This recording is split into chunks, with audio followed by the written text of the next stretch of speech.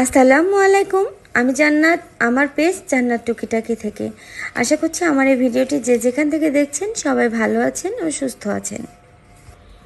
এই ভিডিওটা ছিল রমজানের শেষের দিকের একটা ভিডিও। তো আমি এখানে রান্না করছিলাম বুট দিয়ে বিরিয়ানি। কি অবাক হচ্ছেন, বুট দিয়ে আবার কিভাবে বিরিয়ানি হয়? হ্যাঁ, বুট দিয়ে বিরিয়ানি হয়, আর আমি ওটাই রান্না করছি। এটা আমাদের রংপুরের দিকে রমজান মাসে প্রায়ই সবাই করে, আর এটা আমার অনেক পছন্দের একটা খাবার।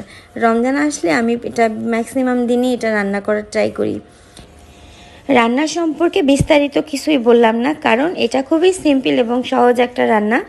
আমরা নর্মাল পোলাও যেভাবে রান্না করি এটা ওভাবেই রান্না করেছি।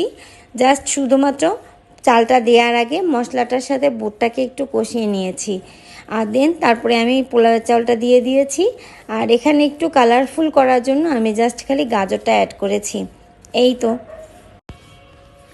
এখন আমি এখানে গরম পানি দিয়ে দিয়েছি, আর তারপরে আমি একটু ঢেকে দিব।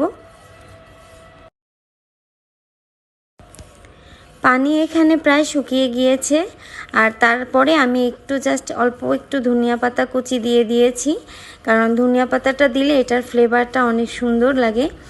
তো এই তো প্রায় হয়ে গিয়েছে, শেষ আমার রান্না। দেখেছেন এটা কতটা ঝরঝরা হয়েছে।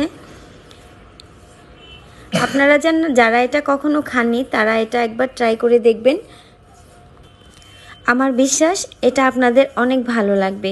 বিকেলের নাস্তা হিসেবেও করতে পারেন, আবার সকালের নাস্তা হিসেবেও করতে পারেন। তো এই ছিল আমার ভিডিও। আমার ভিডিও যদি ভালো লেগে থাকে আমার একটা লাইক কমেন্ট শেয়ার করে পাশে থাকবেন। আল্লাহ হাফেজ।